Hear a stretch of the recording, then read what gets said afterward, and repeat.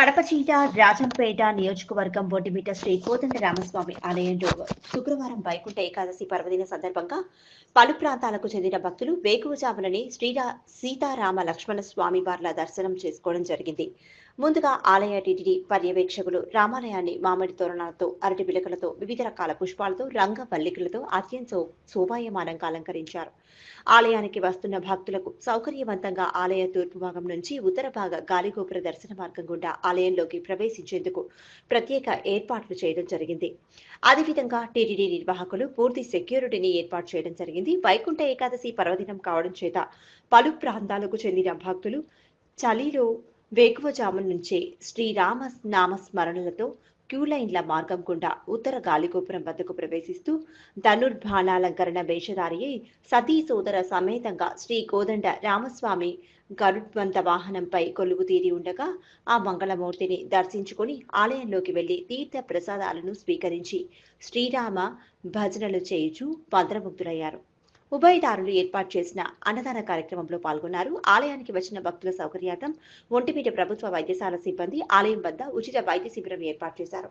TTD పర్యవేక్షకులు గ్రామపుర వీధుల్లో స్వామివారి గ్రామోత్సవం అత్యంత ఆడంబరంగా కోలాహలంగా నిర్వహించారు. ఈ గ్రామోత్సవంలో పుర ప్రజలు స్వామివారికి యథాశక్తిగా టెంకాయ, కర్పూరం ఉసగి ఉత్సవంలో పాల్గొని విజయవంతం చేశారు. ఆలయానికి వచ్చిన భక్తులకు ట్రాఫిక్ అంతరాయం లేకుండా ఒంటిమిట సర్కిల్ ఇన్స్పెక్టర్ బాబు, సబ్ ఇన్స్పెక్టర్ శివప్రసాద్ నేతృత్వంలో స్థానిక అదనపు పోలీస్ గట్టి బందోబస్తు ఏర్పాటు చేసి ట్రాఫిక్ కి అంతరాయం లేకుండా భక్తుల వాహనాలను నిలుపుదల చేయుటకు ఒక క్రమబద్ధంగా ప్రత్యేక వాహన పార్కింగ్ ప్రదేశాలను ఏర్పాటు చేయడం జరిగింది. ఏది ఏమైనప్పటికీ Vaikuntha Ekadashi పర్వదినానికి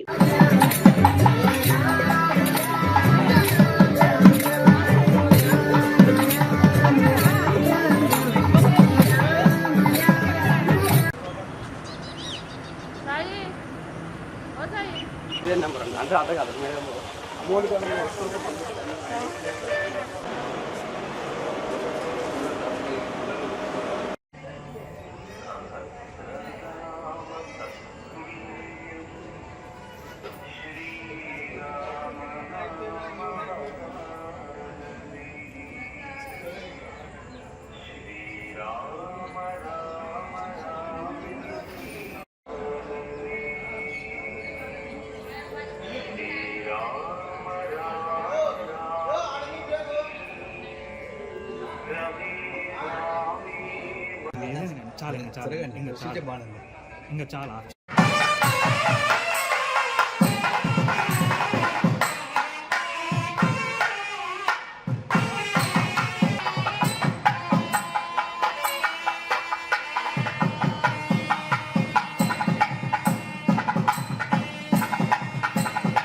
గానేనా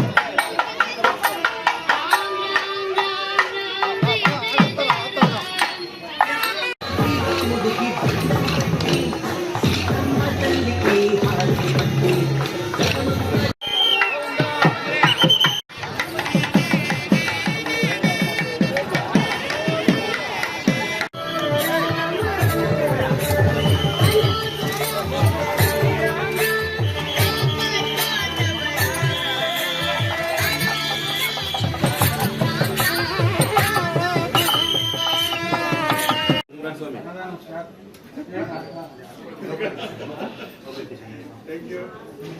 Jai Shri Ram.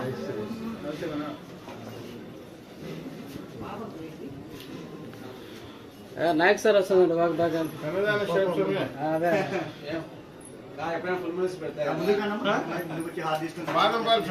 Ready చేస్తున్నా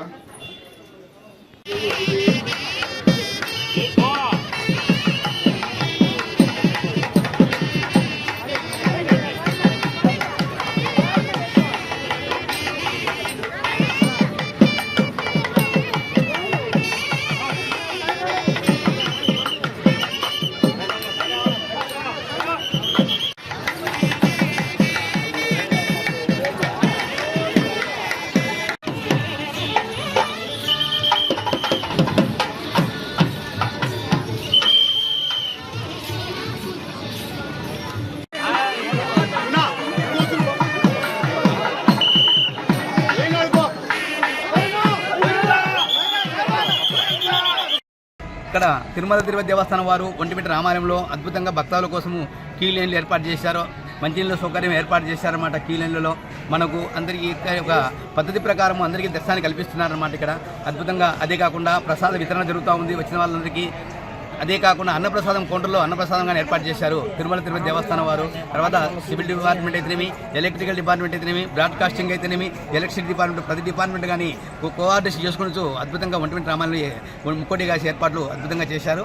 ప్రజలు కానీ భక్తులందరూ కానీ అవి ఏర్పాట్లు చూసి ఎంతగానో సంతోషిస్తున్నారు. ఓం నమో భగవతే నారాయణ. ఓం నమో వెంకటేశాయ. ఓం నమో నారాయణాయ.